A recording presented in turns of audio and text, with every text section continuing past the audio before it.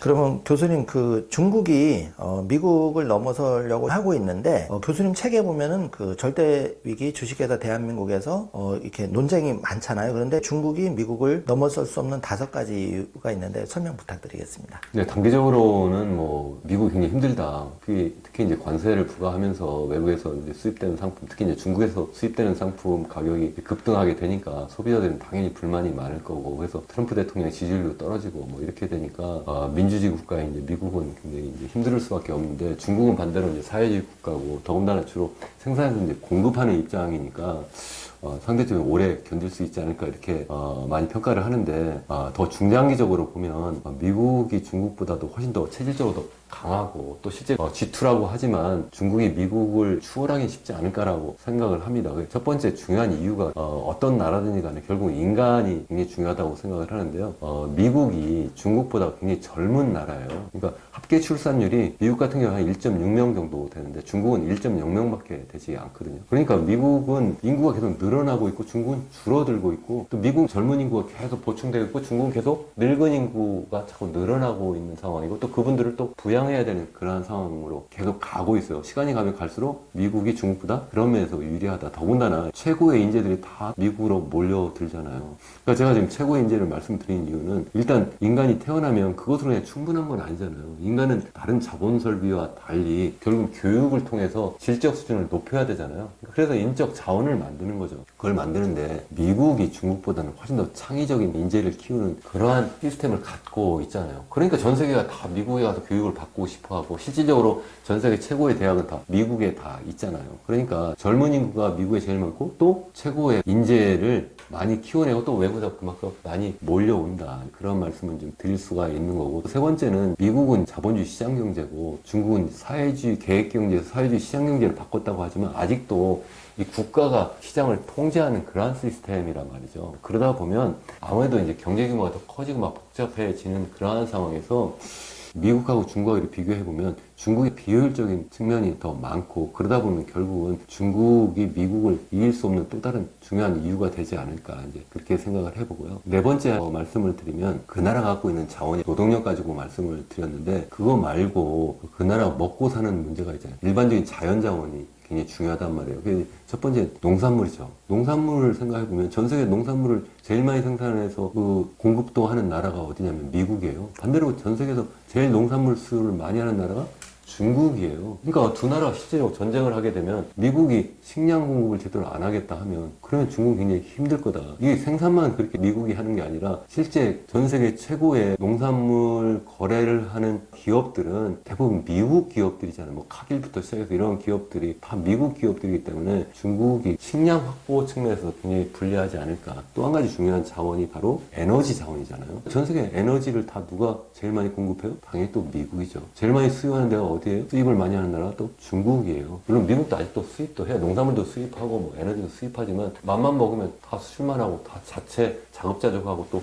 외국의 그런 공급을 다 통제할 수 있는 그러한 상황이라는 거죠. 그러니까 그러한 측면에서도 중국이 미국보다 좀 불리하지 않을까 이렇게 생각을 하고, 마지막 다섯 번째는 지금 우리 인류가 이제 산업사에서 디지털 사회로 넘어가고 있다 이렇게 말씀을 드렸잖아요. 그러면 현재 디지털 사회를 만드는 주역이 어디예요? 다 미국이잖아요. 미국의 기업들, 빅테크, 뭐 매그니피선 세븐이라고 하는 그런 기업을 포함해서 많은 기업들이 다 지금 미래의 새로운 디지털 기술, 새로운 디지털 상품을 막 만들어내고 있잖아요. 물론 중국이 적극적으로 빨리 따라잡고는 있습니다만 추월하기는 쉽지 않다. 이런 5가지 이유 때문에, 이게 단순하게 뭐 관세 때문에 뭐 미국이 힘들고 그러니까 뭐 미국이 깨갱할 거야 이렇게 이야기하는 분도 계시지만 그렇지 않다, 이제 말씀을 드리고 싶습니다. 네.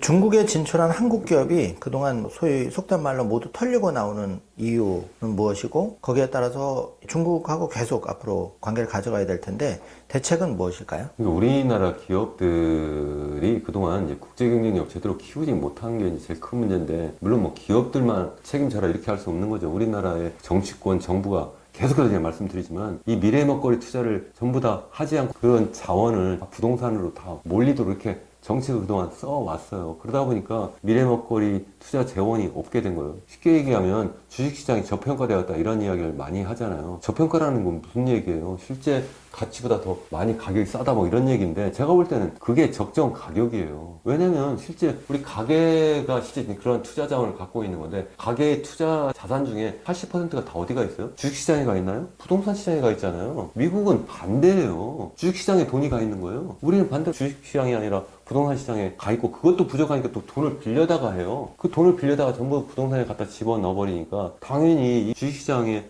주가가 오르지 않고 그러니까 기업들의 입장에서 생각하면 새로운 먹거리 투자, 새로운 기술 투자를 하기 위해서 뭐 증자도 하고 아니면 또 새로운 기업들이 거기에 들어가 가지고 새로 스타트업으로서 자금을 모아야 되는데 그걸 제대로 할 수 있는 여건이 안 된다는 거예요. 그러다 보니까 미래 기술을 만들지 못하고 미래 상품을 못 만드니까 이렇게 급변하는 디지털 사회로의 전환 상황에서 중국하고 경쟁해서 이길 수 없다는 거예요. 한때는 그러니까 산업 사회에서는 우리나라가 먼저 산업화를 했기 때문에 미국뿐만 아니라 중국 기업들하고 경쟁할 때 상대적으로 우리가 더 유리하고 더 앞서갔지만 이젠 세상이 바뀌어가니까 지금 중국 기업들한테 다 밀리는 것들이 사실 디지털 분야도 다 밀리고 있어요. 뭐 태양광부터 시작해가지고 뭐 전기차라든가 아니면 뭐 각종 뭐 디지털 관련 기술들이 다 밀리고 마지막 남은 게 이제 반도체 정도인데 그것도 밀릴 가능성이 크다. 뭐 기왕 말이 나왔으니까 그리고 산업사회는 그래도 그러니까 우리가 계속 앞서갈 수 있을까? 그것도 아니라고 생각해요. 이 중국은 어쩌면 정말 달나라까지 갈 수 있는 기술부터 시작해가지고 아주 단순한 그야말로 막 농산물 생산까지 정말 못하는 게 없잖아요. 다요, 다. 우리 경제학자들 이제 국제 무역 이론할 때 뭐 비교 우위 뭐 이렇게 이야기하는데 중국하고 우리나라하고 이렇게 무역할 때는 비교 우위론이 전 필요 없는 것 같아요. 그냥 걔네들이 다 해버리는 거예요. 그냥 다 해도 돼요. 근데 어떻게 그걸 수출할 수 있을까? 제가 지난해에 중국에 출장을 갔었는데 거기에서 뭐 중국 경제 그리고 한국 경제에 대한 상황을 이제 설명을 하고 뭐 그런 상황에서 뭐 중국 학자들하고 많이 토론하면서 뭐 이런 비슷한 얘기도 했었고 또 그 당시에 이제 코트라 이제 중국 본부장하고도 토론을 하고 있었는데 그때 그분이 이야기하시더라고요. 이제는 중국에 와 있는 그 한국 기업들뿐만 아니라 한국에 있는 우리 한국 기업들이 중국하고 경쟁해서 이길 수 있는 게 이제 없다. 이제 그나마 반도체 하나 남았는데 이것도 몇 년 남지 않았다 이런 말씀을 하시는데 그게 앞으로 바뀔 거냐 바뀌지 못할 것 같다. 그러니까 뭐 어떻게 그러면 이걸 회복시킬 거냐 정말 근본적인 문제로 다시 또 돌아갈 수밖에 없는데 정말 쉽지 않은 문제다. 제가 볼 때 이미 중국한테는 완전 추월당했다. 그러면 남은 나라가 어디가 있을까? 그래서 또 한 번 다시 우리나라 절대 위기 상황이 아니냐 이제 그런 걱정까지 또 하게 되는 거죠. 그러니까 교수님이 책에서도 말씀하신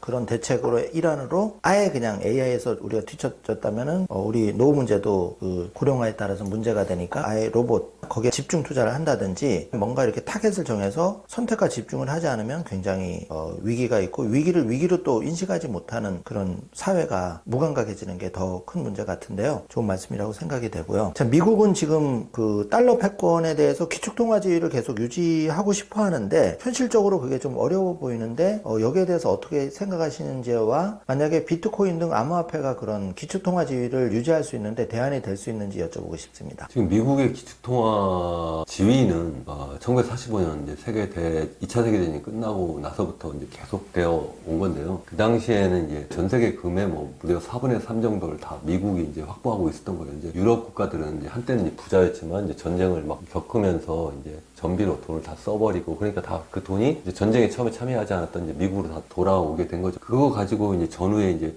국제 금융 통화 시스템을 이제 만들 때 그때 브레튼 우주 체제라는 걸 만들었잖아요. 그 브레튼 우주 체제가 바로 금환 본위 제도라고도 하고 달러 본위 제도라고 해요. 그러니까 달러를 기준으로 해서 전 세계가 통화를 운영을 하자. 그게 무슨 얘기냐면 금과 달러는 태환을 보장을 하고 나머지 통화는 굳이 금과 이렇게 뭐 태환을 보장할 수 있겠느냐. 이제 없으니까 그럼 어떻게 하느냐. 금과 태환을 보장하고 있는 달러와 고정 환율을 유지하자 뭐 이렇게 처음에 했던 거예요. 그러니까 당연히 미국 달러화가 이제 기축통화가 됐던 거고 그 뒤에 1971년 되면 금과 달러화의 회환 보장을 이제 중단해버리는 그런 선언을 이제 당시 미국 닉슨 대통령이 하게 되잖아요. 그러니까 당시에도 미국의 그런 달러 패권은 끝났다 이렇게 했는데 사실 끝난 게 아니었어요. 그 뒤에 이제 실제로 완전히 공식적으로 이제 퇴환이 이제 끝난 것이 이제 73년이었는데 그러한 사이에 이제 미국이 무엇을 했느냐면 미국 달러화를 전 세계가 많이 쓰게만 하면 되겠다 이렇게 생각해서 사우디아라비아로 달려가서 너희들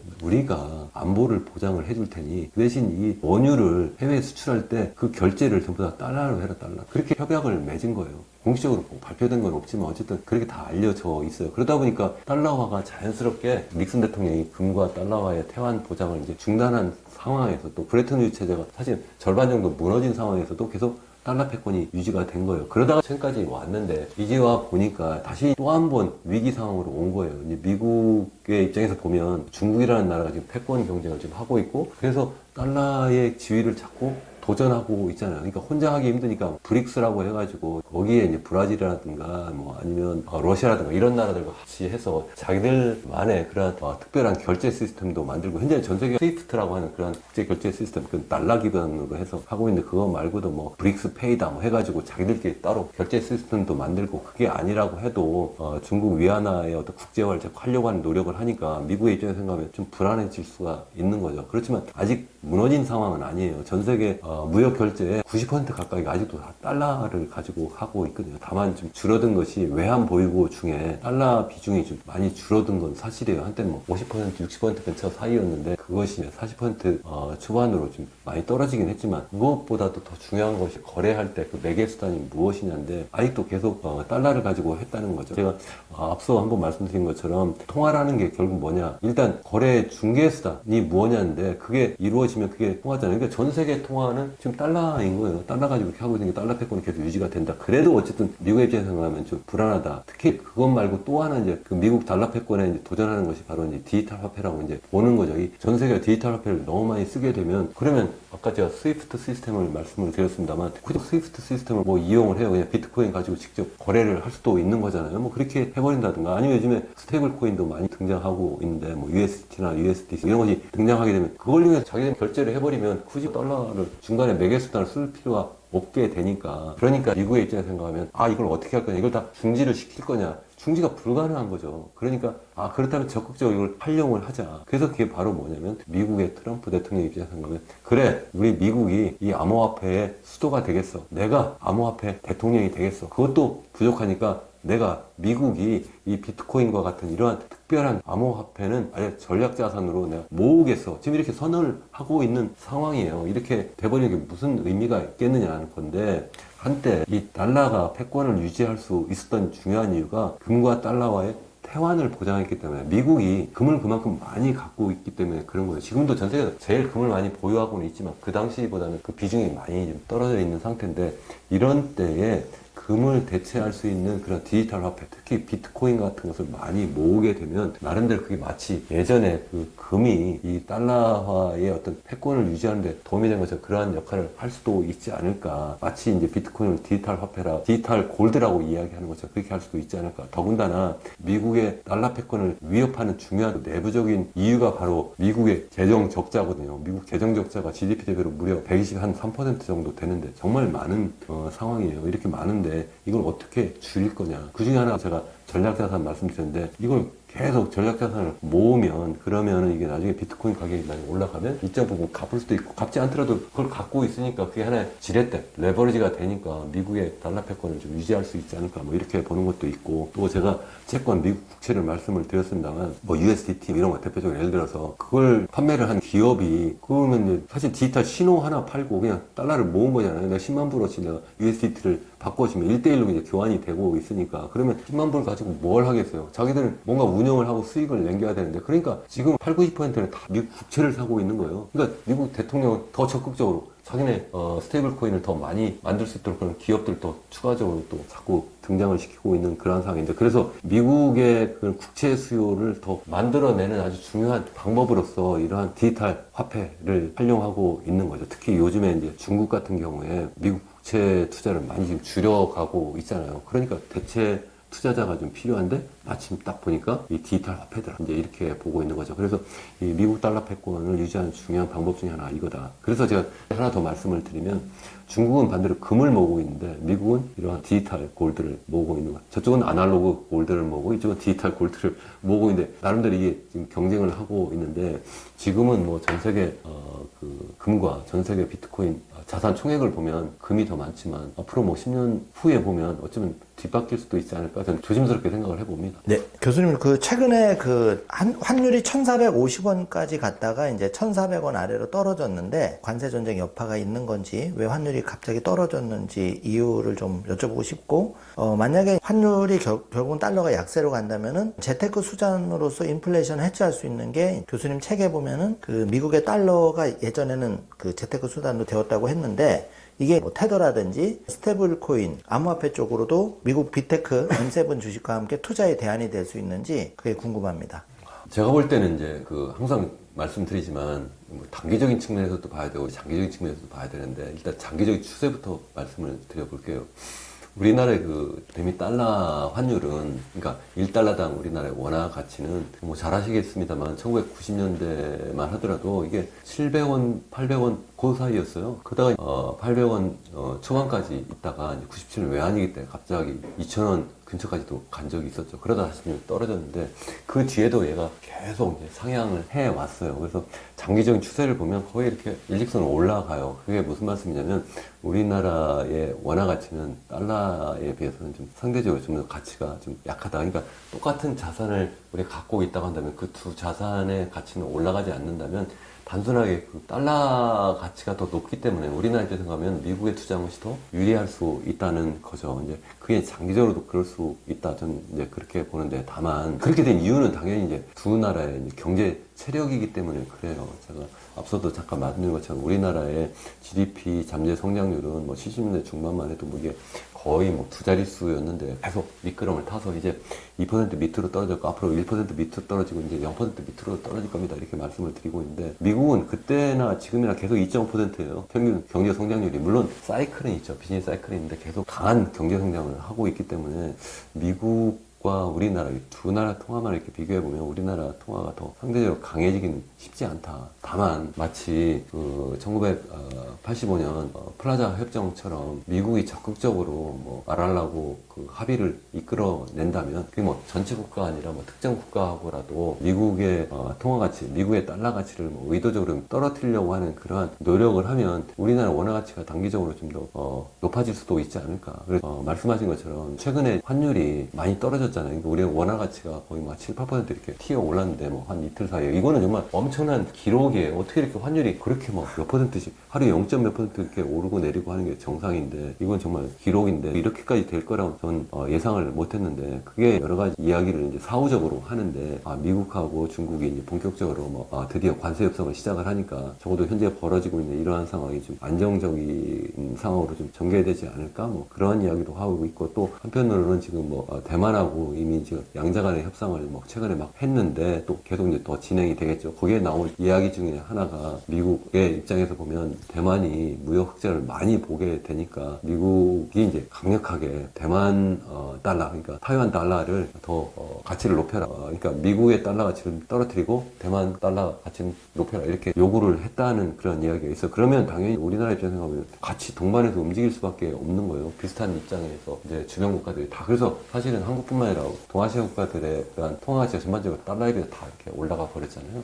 어쨌든 뭐 그러한 상황인데 이제 앞으로 과연 계속 그렇게 될 거냐? 그건 한국은행 총재도 뭐 최근 인터뷰에서 이야기를 했습니다. 아마 기자회견에서 그건 장기적으로는 더 올라갈 것 같은데 단기적으로는 어떻게 될지 모른다. 사실 그 잘 몰라요. 저도 정확하게 그걸 예측을 하면 거기에 그냥 뭐 제 재산 전부 다 갖다 털어 넣겠죠. 그러니까 누가 그렇게 뭐 이건 앞으로 올라갈 겁니다, 내려갈 겁니다 이렇게 단언을 하면 그건 저는 그분은 사기꾼에 가깝다 이렇게 생각을 하는 사람인데 어쨌든 시청하시는 분들은 스스로 이제 판단해야 될 문제인데 어쨌든 장기적으로는 적어도 맞출 수 있는데 단기적으로 어떻게 될지 잘 모르겠다. 다만 소장님께서 질문 주신 그 내용으로 그렇다면 어떤 자산에 투자를 해야 되겠느냐 뭐 이런 건데 제가 볼 때는 미국 경제 전반적으로 나쁘고 앞으로 기준금리를 결국은 낮출 수밖에 없을 것 같아요. 미국의 그 지금 인플레이션 걱정이고 뭐 거기에다가 또 경기는 나쁘고 뭐 그러니까 스태그플레이션 현상을 뭐 갈 수도 있지 않을까. 뭐 그래서 최근에 기준금리를 동결을 했잖아요. 사실은 제가 이 녹화하기 직전에 오전에 그 SBS BG에서 바로 미국의 기준금리 동결하고 그래서 한국의 기준금리 어떻게 될 것이냐 뭐 이런 대담을 하다 왔는데 결국 제가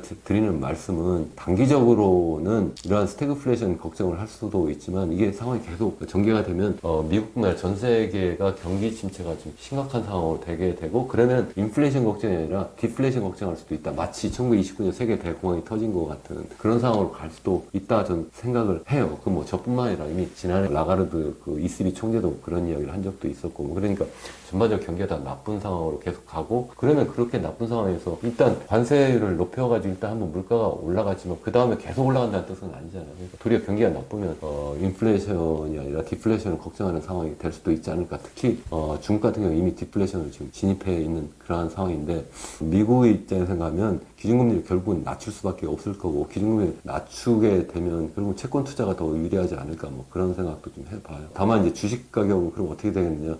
일부에서는 뭐 기준금리를 막 낮추니까 주식 가격이 막 뜰 거야 이렇게 말씀하시는 분들도 계신데 저는 그렇게 움직이지 않는다고 생각을 해요. 역사적으로 보면 기준금리 낮출 때는 그때는 경기가 대부분 나쁠 때고 주식가격이 대부분 떨어지고 있을 때예요. 그때 기준금리를 막 낮추고 있고 뭐 좀 더 지나면 다시 이제 주식가격이 올라갈 수도 있겠습니다만 또 어떤 시차가 좀 존재한다 이렇게 생각을 하고 있고 또 그리고 여러 가지 대체 자산 생각해 볼 수 있지 않을까 그렇게 생각을 하고 있습니다. 예, 교수님 그 오랫동안 해외에서도 연구하시고 또 그 경제 전문가로서 강의도 많이 하셨는데 우리나라 50대 기준으로 20대 자녀를 둔 부모 또 자녀에게 대해서 취업도 어렵다. 여러 가지 직장만도 어렵다. 자, 이런 경우를 가정을 해서 경제 독립을 위해서 그 부모로서 현실적으로 내 자녀에게 조언과 이제 실천 방안을 제시해 준다면 교수님이 생각하시는 어떤 방안이 있으실까요? 제가 주로 대학에서 이제 강의하면서 저희 학생들한테 많이 하는 이야기인데요. 제가 학생들한테 얘기하기를 해요. 학교에서 배우는 특히 교과서를 가지고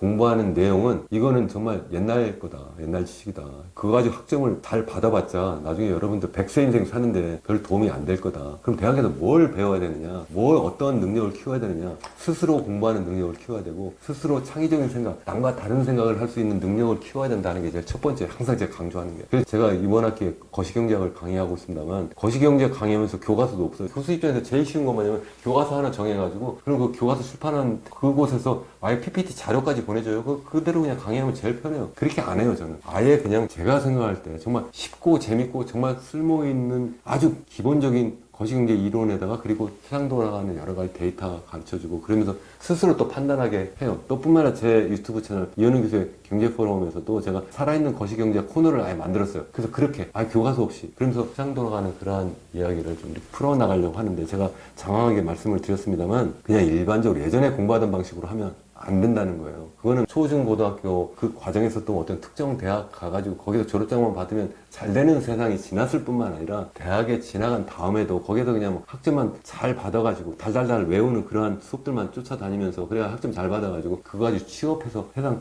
편하게 잘 먹고 잘 살 거다. 저는 불가능한 세상이라고 생각을 해요. 그래서 창의적인 생각에서 스스로 남과 다른 그 무엇을 만들어야 되는 것이 첫 번째고 두 번째는 그것도 쉽지 않아요, 사실은. 그래도 그러한 인재를 아마 여러 기업에서도 더 찾을 거고. 왜냐면 세상이 디지털 세상으로 바뀌니까 옛날에 하던 말만 잘 듣는 그러한 사람이 이제 더 이상 필요가 없는 거예요. 그러니까 예를 들어서 한때 일본이 우리나라 잘 나갔잖아요. 거기는 왜 그래요? 시키는 대로 말 잘 들으니까 그냥 뭐 하나 틀림 없이 그냥 나사 조이라면 그대로 꼼꼼하게 조이니까 산업사회에서는 일본이 우리나라를 추월할 수밖에 없었던 상황이고 이제 디지털 세상이 되니까 그게 아니라 정말 남과 다른 사고를 할 수 있는 그런 인재가 필요한데 우리나라 사람들이 그래도 비교적 그러한 인재들을 많이 우리가 만들어내고 있지 않은가 이렇게 생각하는데 다만 교육 시스템에서 다 망가뜨려 버리는 거죠. 정말 천재로 태어났는데 나중에 보니까 이 아이들을 그냥 바보로 만드는 그런 교육 시스템을 하는데 그래서 사실 대학에 왔어도 제가 이런 이야기를 해도 잘 안 먹혀 들어가요. 아이들이 너무 오랫동안 거기에 주눅이 들어가지고 하다못해 질문도 잘 안 해요. 질문하면 무슨 크게 문제가 될 줄 알고 그래서 첫 번째는 어쨌든 창의적인 생각을 할 수 있고 남과 다른 생각을 할 수 있는 그런 능력을 키우는 게 너무 중요하고 두 번째는 앞서 잠깐 말씀을 드렸습니다만 앞으로 디지털 세상에서는 정말 우리의 일자리가 없을 거예요. 옛날에는 평생 직장이라는 말이 있었다가 얼마 전까지 평생 직업은 있을 수 있다 이랬잖아요.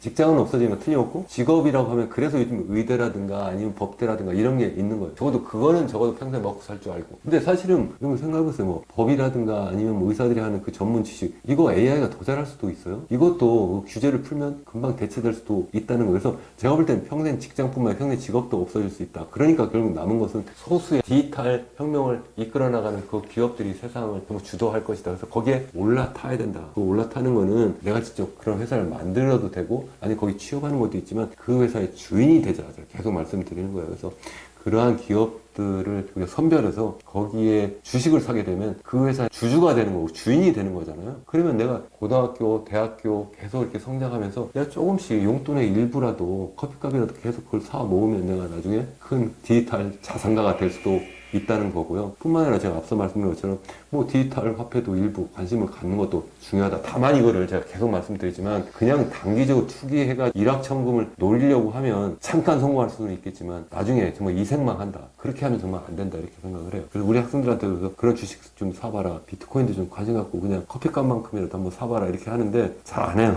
일부 하는데 제가 오늘 이렇게 말씀드려도 일부 시청자분들은 실천하시겠지만 대부분 안 하실 겁니다. 어쨌든 그래도 잘 납득이 안 가면 여러분 스스로 공부를 많이 해야 된다고 생각을 합니다. 그러니까 우리가 그 봄에 씨앗을 뿌리듯이 사실 요즘은 교수님 말씀하신처럼 그런 M7 주식이나 그 비트코인 같은 경우에도 단돈 10,000원으로도 커피 한 잔 값으로도 투자하는 시스템은 다 열려져 있기 때문에 조금 발품을 팔면 또 공부도 하면서 자기가 투자 경험을 쌓는다면 그 소자본으로도 값진 경험을 얻을 수 있으리라고 생각이 됩니다. 자, 이 절대 위기 주식회사 대한민국 책을 집필하신 동기와 교수님 책에서 강조하고 싶은 부분은 무엇인지요? 제가 이제 저의 그 유튜브 채널 이현웅 교수의 경제 포럼을 지난해 2월에 시작을 했어요. 근데 시작하면서 무슨 말씀을 드렸냐면 세상이 지금 바뀌고 있습니다. 크게 4가지 뉴 노멀로 지금 바뀌고 있습니다. 그렇기 때문에 우리가 어떻게 살아남아야 되는지에 대한 말씀으로 시리즈로 한번 말씀드린 바가 있고요. 또 하나는 우리나라가 정말 절대 위기 상황입니다. 그게 아까 말씀드린 것처럼 인구 고령화부터 시작해가지고 너무 부동산에 몰빵한다든가 미래 먹거리 투자를 안 한다든가 아니면 우리 미래 인재를 제대로 키워나가지 않는 그러한 문제 때문에 우리나라 굉장히 어려운 상황입니다. 이런 것을 시리즈로 말씀드리고 또 계속 여러 가지 이슈가 있을 때마다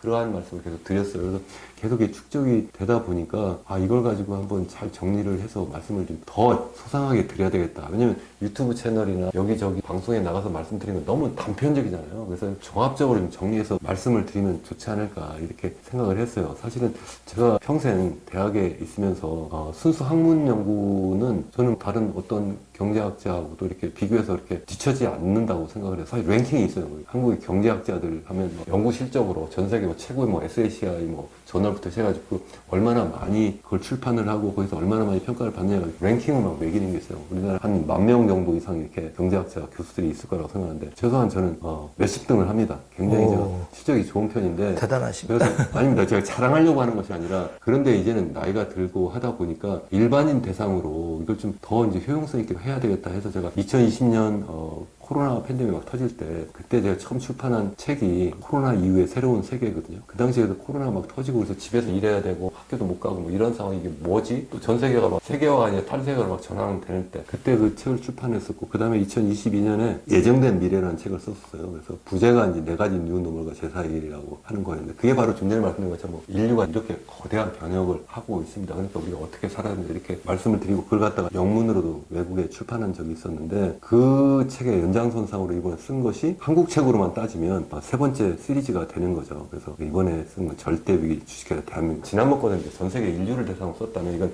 한국만 대상으로 한국이 특별히 굉장히 어렵습니다. 그러니까 정말 우리 잘해야 됩니다. 그런 말씀을 좀 드리는 거고 그래서 기왕이면 제가 책을 꼭 홍보하는 것처럼 들릴까봐 좀 약간 조심스럽긴 한데 기왕이면 책 좀 읽어봐 주시면 좋을 것 같아요. 꼭 제 책이 아니래도 좀 너무 그냥 단편적인 이야기만 이렇게 듣고 투자를 해도 너무 쉽게 투자를 하는 것 같아요. 어떻게 하냐면 그냥 이런저런 방송 들으면서 이거 좋대더라 그걸 덜컹 사버리는 거예요. 그렇게 하면 안 된다는 거예요. 지금 저는 경제학을 평생 공부를 하고 또 여러 방송도 좀 하고 있으니까 다른 분들이 뭐라고 하는가도 잘 들어보거든요. 그럼 주식이나 아니면 부동산 이렇게 하시는 분 이렇게 들어보면 어떤 분들은 굉장히 저도 많이 배워요. 어떤 분들은 제가 볼 때 어떻게 저렇게 말씀을 하시지? 이렇게 잘못하면 사람들이 크게 저것 때문에 당할 수도 있겠다 이런 걱정을 좀 하거든요. 그래서 여러분이 제 말씀도 100% 믿지 마시고 그런 분들도 말씀 100% 믿지 마시고 스스로 자기 실력을 좀 키워서 스스로 공부해서 스스로 좀 판단을 하고 좀 투자를 해야 된다.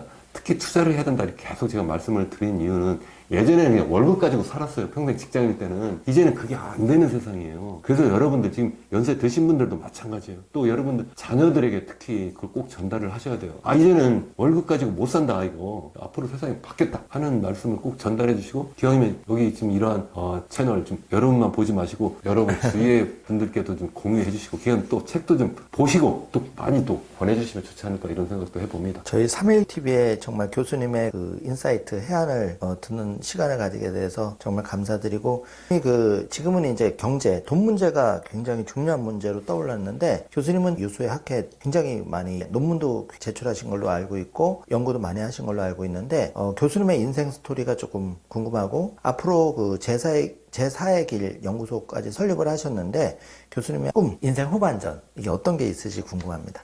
제일 어쩌면 중요한 질문을 마지막에 이렇게 남겨놓으셨는데 사실 저는 뭐 엄청나게 수재라든가 천재라고 한 번도 생각을 해보지 못했어요. 특히 이제 한국에서 공부할 때, 뭐 초중고 대학 다닐 때만 해도 저는 그냥 아주 평범한 그런 아이였어요. 아니 평범하다기보다는 공부를 그렇게 특히 즐기지 않았어요. 그 당시에도 저는 뭐 학교에서 뭐 이렇게 막 달달 외우게 시키는 게 아니라 전 너무 힘들었어요. 그래도 뭐 그 당시에는 뭐 취업이 잘 되니까 뭐 취직을 했다가 그 당시에 제가 삼성그룹에 취업을 할 뻔했어요. 무슨 말씀이냐면 제가 이제 그 면접까지 다 했는데요. 신체 검사를 했는데 재검 통지가 온 거예요. 나중에 그래서 제가 이제 고향이 대전인데 대전에 저희 아버님하고 같이 이제 검사를 하러 가보니까 폐결핵인 거예요. 그러니까 당연히 나중에 이제 재검을 받았는데도 당연히 폐결핵으로 그래서 이제 떨어지게 되고 그러니까 당연히 이제 더 이상 취업을 할 수가 없는 상황이 된 거죠. 그래서 최소한 6개월 이상 약을 먹어야 된다. 그래서 보건소 약을 먹으면서 혼자 공부를 했는데 그래서 그 당시에 내가 너무 그동안 놀았구나. 사실 군대 갔다 온 뒤로는 제가 뭐 장학금도 받고 열심히 공부를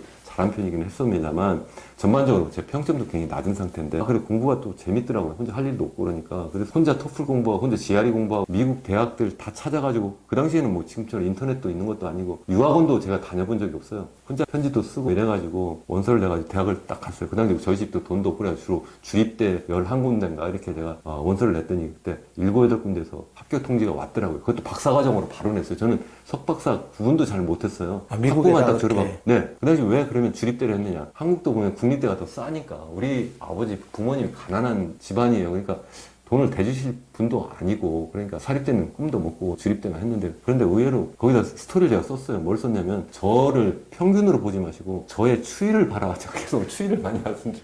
이게 1, 2학년 때는 보니까 뭐 보면 경제학 원론이 제가 D예요. D. 회계학 원리가 F였어요. 근데 3학년 군대 갔다 오고 와서 전부 다 올 A를 받고 뭐 이러니까 이 추이를 보니까 괜찮다. 거기 이제 거기에 대한 토플, GRE 성적도 괜찮고 하니까 그래서 아마 합격 통지가 왔는데 어쨌든 여차저차 해가지고 이제 대학을 딱 갔는데 박사과정을 딱 가니까 거기가 보니까 대부분 뭐 우리나라에서 정말 공부 잘하던 사람들 뭐 석사까지 하고 이런 온 친구들 한국인도 있고 뭐 거기 그런 친구도 있는데 거기서도 저를 굉장히 이상한 친구를 이렇게 보더라고요. 봤는데 저를 가르친 교수님들 다 대부분 저를 좋아하는 거예요. 왜냐면 저는 한국에서 외우는 걸 못했는데 거기 외울 만한 그런 공부가 아닌 거예요. 위로 올라갈수록 공부는 뭐냐면 남과 다른 생각을 해가지고 그걸 얼마나 논리적으로 쓰느냐가 중요해요. 우리나라 암기 잘하면 천재라고 생각하는데 거기는 그게 아니라 남과 다른 생각하는 사람이 천재고요. 그 다음에 그걸 논리적으로 풀어나가는 게 학자거든요. 그래서 그런 거는 제가 적성에 잘 맞더라고요. 그 당시에 우리나라에 KS 마크라고 하는 그런 친구들은 중간에 박사과정 하다가 그냥 포기하고 이런 친구들도 있었는데 저는 4년 만에 어쨌든 박사학위 받고 우리 지도 교수님 저를 굉장히 또 좋아하고 어쨌든 몇 가지 왔고 돌아와서도 저는 한국이 적응이 잘 안 돼가지고 외국에 주로 논문도 보내고 제가 90년에 강원대학교에 부임했는데 논문 이런 거 뭔지 교수들도 잘 관심도 없고 논문 그냥 박사과정 때 하나 썼으면 그게 끝인가 이렇게 했는데 저는 국내가 아니라 해외 당시에도 이렇게 제일 좋은 논문 쓰고 그래서 국제경제 무역 분야에 저를 이름을 모르면 거의 간첩이에요 사실은. 제가 그 당시에 제일 좋은 그런 저널에 논문을 많이 이렇게 내게 되니까 자연스럽게 제가 자리를 이렇게 잡게 되었고 또 그러다 보니까 제가 해외 대학에 가서 또 강의도 많이 하고 또 제가 예전에 UN 에스캅에 거기 정식 직원으로 선임 환경관으로 일도 하고 또 제가 강원대 휴직하고 에이펙 사무국에 가서 또 일도 하고 뭐 이렇게 하면서 다양한 경험을 좀 많이 해왔던 것 같아요. 저는 이렇게 유튜브 하면서 경제 시황이나 전달하고 이런 건 전 관심이 없어요. 그거는 그냥 젊은 분들이 증권회사 직원들이 그냥 하시면 되는 거고 아니 기자들이 하면 되는 거고 더 깊이 있는 거.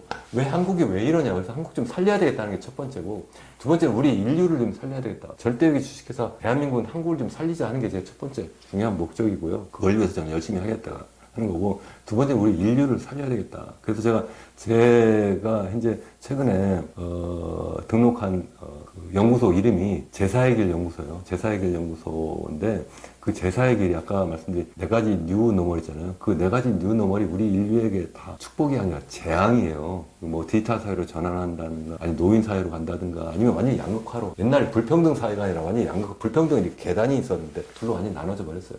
그리고 마지막에 기후위기 이런 게 있는데, 이것을 그러면 어떻게 극복해야 될 거냐. 제1의 길, 자본주의 시장경제로 극복할 수 있느냐는 거예요. 산업혁명 이후에 그게 주도적인 그런 이데올로기는 그거 안 된다. 그러니까 이제 사회주의, 제1길이 등장했는데, 그거는 더 심한 독재고 더 비효율적이고, 그러니까 스스로 자멸했잖아요. 그러니까 이제 90년대 이제 중반에 이제 토니 블레어 영국 수상이죠. 그러한 분이 이제 제3의 길을 이제 주창을 했는데, 그것도 요새는 이제 사라져 버렸어요. 그게 아니라 그것마저도 뛰어넘는 새로운 이데올로기를 만들어야 되겠다. 그게 제4의 길이에요. 이현웅 교수가 한국인이 만들었어요. 그래서 이걸 가지고 전 세계를 내가 다니면서 이야기를 해야 되겠다. 그래서 지난해 큰 학회에 가서 제가 발표한 바도 있고, 제가 지금 책 하나를 또 인쇄를 지금 하고 있는 중이에요. 그게 The World Scientific Publishing Company라고 외국 출판사예요. 영어로 나오는. 그 책 제목이 바로 Four New Normal, Sustainable Development and the Fourth Way. 그러니까 네 가지 뉴 노멀, 지속 가능한 발전, 그리고 제사의 길. 이런 책이에요.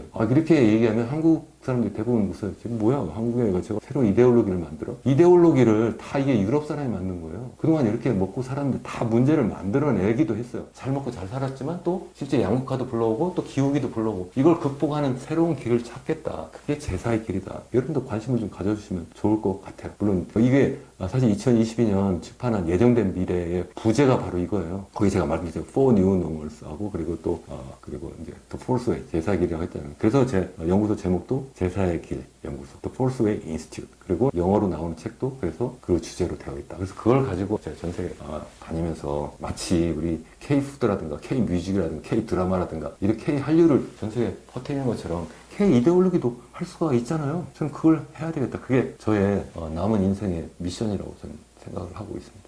정말 대단하십니다. 교수님께서 그렇게 정말 K 콘텐츠처럼 한국이 자신감을 가지고 우리가 이렇게 전 세계적으로 이제 대변혁기에 교수님이 그 오랫동안 연구하신 그런 경험과 노하우를 집약시킨 그런 제사의 길, 저도 관심이 많고 출간하면 또 한번 보시기로 하고, 요거는 마지막 정말 돌발 질문인데요. 이제 대한민국이 6월 달이면 또 새로운 대통령이 탄생할 거고 그러는데, 교수님이 이제 국제 통상 부분에서 오랫동안 연구하셨기 때문에 그 한국의 위기 상황을 누구보다 잘 알고 계신데, 정말 내가 뭐 대통령이라면, 아니면 자문을 해준다면 실질적인 액션 플랜으로 한 3가지에서 5가지, 이거는 꼭 요 짧은 5년 임기 안에 반드시 요거는 해야 되겠다, 이런 게 있을까요? 제가 생각할 때는 처음 제가 말씀을 시작할 때 제 채널에서 이번에 대통령 선거를 앞두고 1년의 시리즈로 지금 정책 공약을 이걸 해야 된다 이렇게 말씀을 드린다고 했잖아요. 핵심은 뭐냐면, 우리나라가 이렇게 계속 위기라고 이야기를 하는 이유는 우리나라의 성장 잠재력이 계속 추락하는 것 때문에 그렇다. 물론 뭐 GDP만 중요한 건 아니에요. 사회 양극화, 기후 위기 이런 것도 굉장히 중요한데, 일단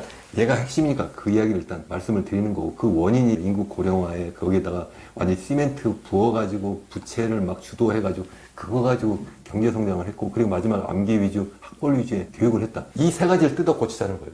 그래서 출산율을 높여야 된다. 이게 단순하게 무슨 뭐 여성 노동 참가율만 높이고 뭐 아니면 노인 일자리 만들어주고 그리고 외국인 노동자 불러와서 될 문제가 아니라는 거예요. 그래서 그 핵심적인 문제 3가지 질문 잘 주셨는데, 그 3가지가 첫 번째는 우리 이 합계 출산율을 어떻게 높일 거냐. 제가 구체적인 답도 다 제시를 하고 있어요. 제 책에 다 써 있어요, 사실은. 그 2번째, 어떻게 하면 이러한 그 시멘트 주도 경제, 부채 주도 경제를 어떻게 미래 먹거리 주도 경제로 바꿀 거냐. 3번째로 암기 위주의 반복 주입식 교육을 어떻게 정말 창의적인 인재를 키우는, 그래서 전 세계 최고의 대학을 만들어내는 그러한 교육을 바꿀 거냐. 이 3가지를 해야 된다 이렇게 생각을 합니다. 그 구체적인 답은 여기서 다 못하니까 정말 책을 꼭 읽어보시면 좋겠습니다. 오죽하면은 그 테슬라 일론 머스크 CEO조차도 교수님 방금 말씀하신 한국의 출산율 문제를 정말 이대로 가면 한국이 3분의 1까지도 인구가 쪼그라들 수 있고, 그러면 사실은 뭐 국민연금이든 뭐든 어떤 것도 대안이 없는 그런 암울한 세상을 이 테슬라 일론 머스크 CEO조차도 얘기한 바가 있고, 또 뭐 해외 유튜버는 한국은 정말 그 돌이킬 방법이 없다, 충격적인 유튜브 제목까지 나왔는데, 교수님의 오늘 귀한 말씀이 큰 울림을 주는 것 같습니다. 바쁘시지만 다음에 한번 꼭 한번 다시 오시기로 하고, 오늘 출연해 주셔서 감사합니다. 네, 여러분 감사합니다.